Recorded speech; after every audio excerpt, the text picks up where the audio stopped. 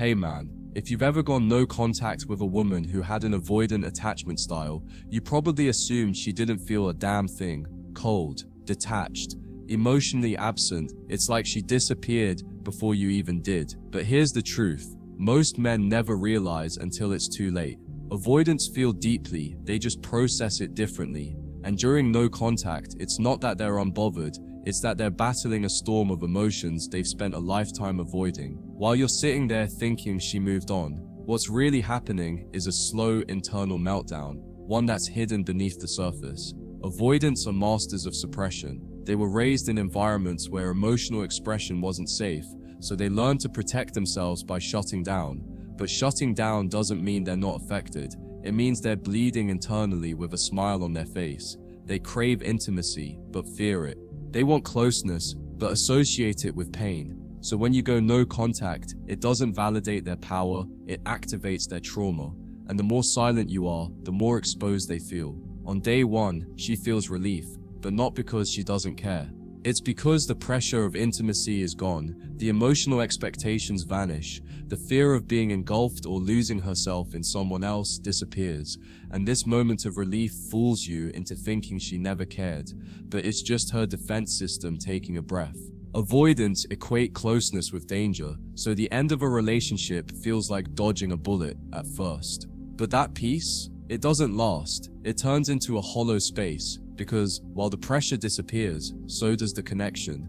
And when that connection is gone, the avoidant doesn't feel empowered, she feels haunted, not by your presence, but by her inability to stay, by the recurring pattern of fleeing every time something real begins to grow. No contact becomes a mirror she can't look away from, and slowly, her freedom starts to feel like abandonment, even if she was the one who pushed you away. That's the twist, that's the paradox. And she begins to question herself, not out loud, but in the quiet corners of her mind, where guilt lives in silence. Avoidants don't text, "I miss you." They don't write long apologies. They don't stalk your page like the anxious types. What they do is compartmentalize. They bury the pain under routines, distractions, and cold logic. They'll convince themselves you were too much, too needy, too intense. And maybe you were. Or maybe you were the first person who ever challenged them to stay emotionally present, and that terrified them. See, what's happening behind closed doors isn't detachment, it's emotional repression. It's a war between what they know and what they feel. She might even date someone new, but it'll feel shallow, surface level, because no one else made her feel safe the way you did. That safety scared her, because to an avoidant, emotional safety feels like a trap, a setup, and so she runs. But while she runs, your absence isn't ignored, it's analyzed. She replays the moment, rewrites the story, reinterprets everything through her avoidant filter, and every time she tries to blame you, a part of her knows you were just showing up, and that's what she couldn't handle. By week 2 or 3, the silence becomes unbearable, but pride keeps her paralyzed. She wants to reach out, but the shame is louder than the desire. She tells herself, you don't care, that if you did, you would have broken no contact. But this lie is her protection, because the truth, if you still cared and didn't come back, it would force her to confront her worth, and that confrontation is unbearable for an avoidant. They live in a space where control equals safety, and your silence means they no longer control the narrative. That scares the hell out of her. So what does she do? She distracts herself harder, maybe posts something vague, maybe flirts with someone, maybe pretends she's never been better, but inside, she's unraveling. Slowly, quietly. Her heart wants connection, but her defense mechanisms sabotage it. And the more stable and grounded you remain in your silence, the more she realizes it wasn't your neediness that broke things, it was her fear of your stability. Your grounded energy called her bluff. You were real. She wasn't ready. Avoidants don't break down in front of people. They break down in solitude, alone on a Tuesday night, at 1 a.m., when the world is quiet and the silence amplifies every memory. She'll remember the way you looked at her, not just with desire, but with presence, with understanding, and that look, it'll haunt her. Because she never believed she could be loved like that. It felt too good, too close, too exposing. She'll recall the moment she pulled away, and your eyes didn't fight her. That silence, that stillness, it didn't make you look weak. It made her feel seen, too seen. And now she realizes that the man she thought she was protecting herself from was the one person who never tried to hurt her.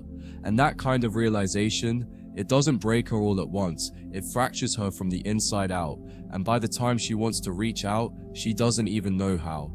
Because it would require admitting something she spent her entire life denying, that love didn't fail her. She rejected it. The pain for the avoidant doesn't come from missing you in a way that says, I want to go back. It comes from the deeper ache of knowing they never really showed up in the first place. No contact forces them to face the wreckage of their own coping mechanisms, the trail of broken intimacy and failed attempts at connection. She sits there, scrolling through messages she never replied to, remembering moments she dismissed as insignificant, realizing you were always trying to connect and she was always dodging it. And now, that silence, it's deafening. Not because she wants you back in a way she can articulate, but because she's starting to understand how emotionally bankrupt her approach to love really was. Your absence becomes a confrontation with all the versions of herself she never wanted to see. The girl who ran when things got deep, the woman who sabotaged stability, the person who called love too much when in fact it was just unfamiliar. That mirror is sharp, and the reflection, it's not something she can escape from this time. By the 4th week, she starts fantasizing, not about the future, but about rewriting the past. Avoidants live in alternate timelines. They tell themselves stories that soften the blow. He wasn't the right one. It was too intense. I need someone more laid back. But these are just stories to avoid the real emotion creeping in. What she really means is, he saw me, and I wasn't ready for that kind of love. Now, as days turn into weeks, those stories start to collapse under the weight of truth, and the truth is simple: she pushed away something real. She misread your depth as danger, she confused your consistency with control, and now she's haunted by the moments when she could have chosen connection, but chose distance instead. That haunting doesn't show up as tears or desperation, it shows up as silence that becomes unbearable. As dreams that replay your last conversation, as random reminders that hit her chest when she least expects it. She tells herself she's fine, but her nervous system knows otherwise. Her body remembers what her mind refuses to admit. Avoidants don't come back with apologies.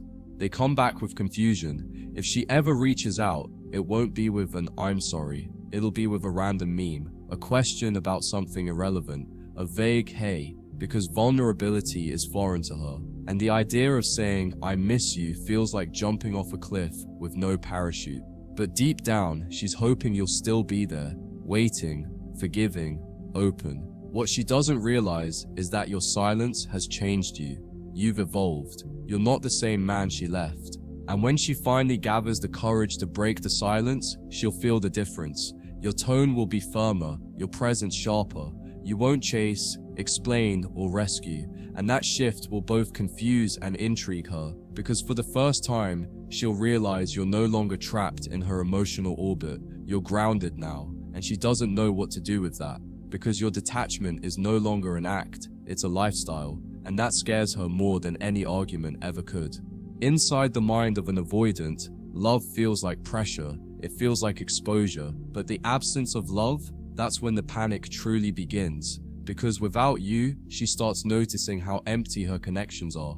The new guy doesn't challenge her. The flirtations feel hollow. The attention she used to crave now feels irritating, because she tasted something real with you. And even though she rejected it, she can't unfeel it. That kind of bond lingers. It echoes in her nervous system. And no matter how many distractions she piles on top of the void, it doesn't go away. Your presence became a safe place she never knew she needed. And now your absence is a wound she can't close. But she'll never say this out loud. She'll keep pretending, keep laughing with friends, keep scrolling. But deep down, there's a slow burning ache. The ache of emotional regret. The ache of knowing she ruined something because she couldn't handle the intimacy she secretly wanted most. Eventually, she starts rewriting the breakup. Not to protect her ego, but to avoid grief. Avoidants aren't just afraid of intimacy, they're terrified of loss. Because loss requires acknowledgement of vulnerability, so she'll convince herself you were the problem, that the relationship wasn't right, that she did what was best. But her nervous system doesn't lie. It still reacts to your name, it still tightens at the thought of you moving on. It still sends signals of regret during the quiet hours of the night. And the more she tries to escape the grief, the more it follows her. That's the cost of avoidance. It always circles back. No contact isn't just space, it's a spotlight on everything she tried to suppress.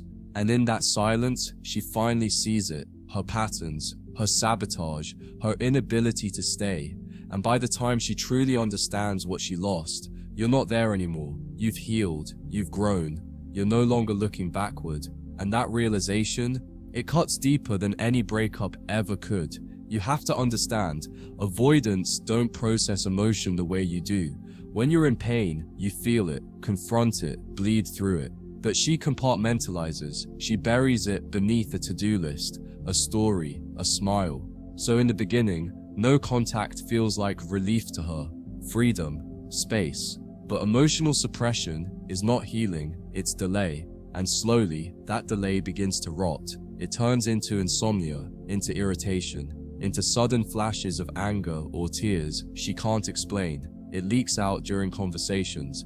It shows up as hesitation when someone new gets close, and she doesn't know why, because consciously she's moved on, but her body remembers you. Her nervous system is still wired to your voice, your scent, your presence. She's not haunted by what you did wrong. She's haunted by how safe you made her feel. That contradiction eats at her, because she pushed away the very thing she longed for, and now she's left with silence and a self she doesn't fully understand. What makes it worse is this: she thinks you're still waiting. She thinks the door is cracked open, just enough for her to slide back in whenever she's ready. That's the avoidant illusion. She assumes the people she left will always be there, but no contact is different this time. This time you didn't beg, you didn't explain, you didn't send a final message filled with desperate clarity, you just vanished. And that unsettles her more than anything, because for once, she's not in control. For once, her silence wasn't a weapon, it was a mirror. And now she's pacing around, wondering when you'll return to fill the gap she created, but you don't. And that absence grows louder every day. The man who always reached out has gone quiet. And in that quiet, her false sense of superiority collapses, because now she feels powerless.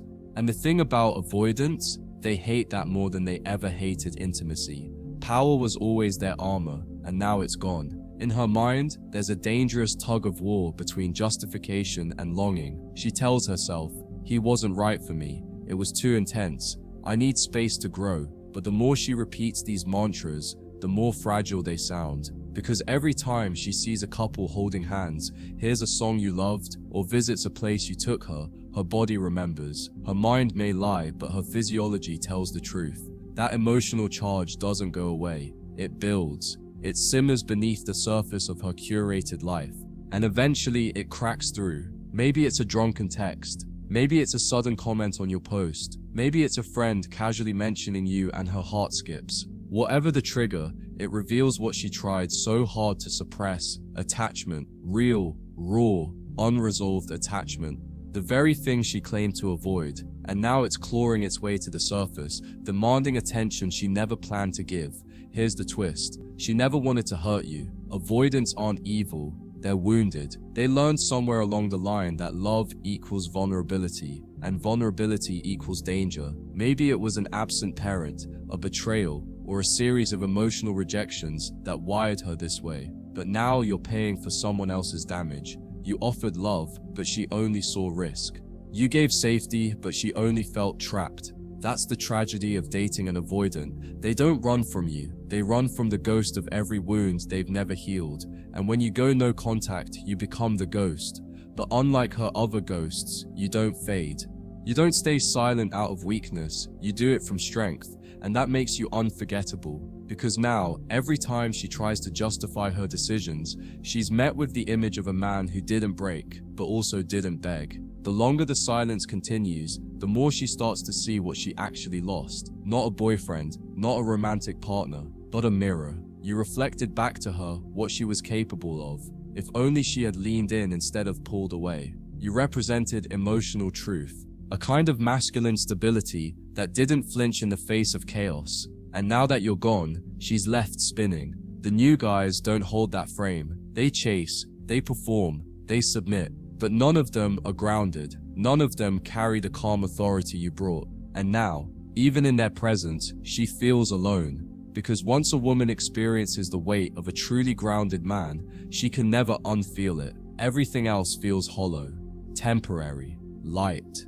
And that contrast, it creates a kind of emotional starvation, one she doesn't know how to fix, one she doesn't even want to admit is there. The day will come sooner than she expects when her distractions no longer work.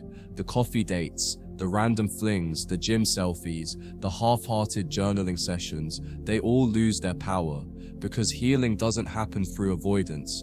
And despite her label, even an avoidant can't escape the weight of unprocessed love.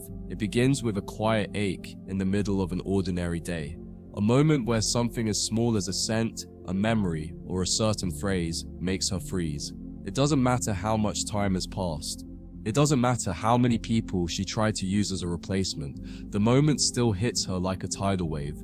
And it's not because you were perfect, it's because you were present. You made her feel something she never allowed herself to fully understand. And now, with you gone, she's finally forced to feel the thing she ran from.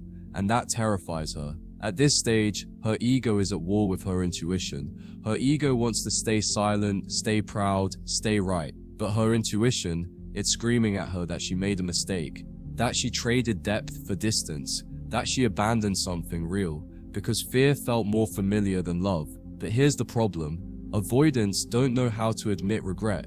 They struggle with ownership. They struggle with saying, I messed up. So instead of reaching out with humility, they play games. They watch your stories. They comment subtly. They test the waters with breadcrumbs, but they never jump in fully because the idea of vulnerability still scares them more than loneliness, and that's the price they pay.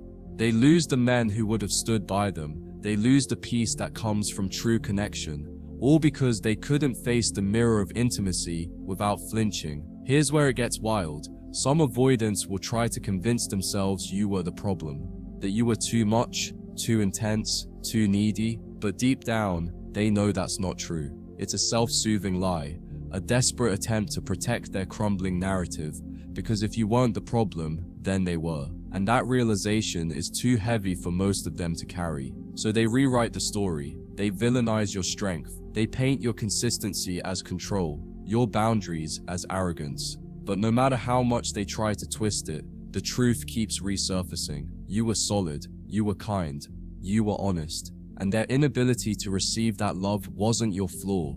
It was their unfinished business, their emotional immaturity, their fear, disguised as independence. And eventually, they can't outrun that truth. The most surprising part of all this? She will start to crave your energy without even knowing it. She'll seek out men who remind her of you. She'll chase moments that echo the way you used to speak to her, look at her, hold her. But it'll never hit the same. Because what you offered wasn't a performance, it was presence. Real masculine presence. And that kind of energy isn't found on dating apps or in half-hearted rebounds. It's rare, it's earned. And once a woman loses it, everything else tastes like fast food when she once had a home-cooked meal. She may not reach out, she may never apologize, but inside, she will ache. Because women don't forget men who made them feel seen, especially when they weren't ready to be seen. So where does that leave you? Stronger, clearer, wiser. No contact isn't just about making her miss you, it's about reclaiming your peace. It's about recognizing that love without reciprocity isn't love, it's labor. And you're done laboring for someone who couldn't even sit still in your presence. Let her chase peace in chaos. Let her search for security in the arms of men who bend. You stay still. You stay grounded. You stay unbothered, because now you know the truth. Her silence wasn't rejection, it was reflection. It revealed how deeply unready she was for the kind of man you are. And in that knowing is freedom. Avoidants live in emotional delay. What you felt during the breakup, pain, confusion, withdrawal, they feel months later. It's not that they don't care, it's that they've trained themselves not to feel right away. They delay their grief until it becomes unmanageable, and by then, it's too late. You've moved on, you've healed. You've built something she can no longer access. That's when the emotional floodgates open. That's when she realizes that distance didn't solve anything. It only postponed the inevitable. She thought she escaped the consequences of her emotional avoidance, but they were just waiting for her at the next stop. And when she finally feels what you felt months ago, it hits her harder because now there's no way back. Some avoidants will try to come back, not because they've changed, but because the silence is too loud. But don't mistake her return for transformation. Silence isn't a cure. Time isn't a teacher unless she did the actual work. Watch her actions. Watch how she handles discomfort. Watch if she can finally sit with real intimacy without flinching. If not, she's just back, because the world without your presence felt too quiet. That's not love, that's longing. That's the echo of a soul who once felt safe and didn't value it. And if you take her back too soon, she'll repeat the same pattern, because the cycle doesn't end with distance, it ends with discipline. On her part, not yours. The most dangerous lie avoidants tell themselves is that they don't need anyone, that they're better alone. But solitude is only powerful when it's chosen from strength, not fear. And for many avoidant women, that independence is just well-decorated isolation. They confuse space with power, but real power is vulnerability. It's being able to say, I was scared, but I showed up anyway. And very few ever reach that place. They keep walls up, call them standards, keep everyone out, call it self-respect. But deep down, they're starving for a connection they keep pushing away. And one day, they'll realize that no amount of freedom feels good when it costs you love that was once real. If you're a man who gave his heart, showed his strength, and then walked away when it wasn't reciprocated, you did the hardest thing a man can do. You enforced your value. You didn't beg. You didn't chase. You honored your truth. And while it may not feel like it now, that decision built the foundation for your future. Because every time you say no to chaos, you say yes to peace. And peace attracts women who are ready, women who've done the work, women who don't punish closeness with withdrawal. And those are the ones worth opening your heart to, not the ones who vanish at the first sign of real love. So here's what you take from all of this. Her avoidant nature was never your fault. Her silence wasn't about you. Her coldness, her distancing, her sudden switch up, they were all echoes of a woman still at war with her own vulnerability. You didn't fail her, she failed to rise. And while she may eventually look back with regret, that's not your burden to carry. You gave what was real. You offered what most men are too afraid to give: your truth, your presence, your peace. Let that be enough. And now, you move forward. Not bitter, not resentful, just done. Done trying to fix what wasn't broken on your end. Done proving your worth. Done explaining yourself to someone who never truly saw you. The only thing left to do is live.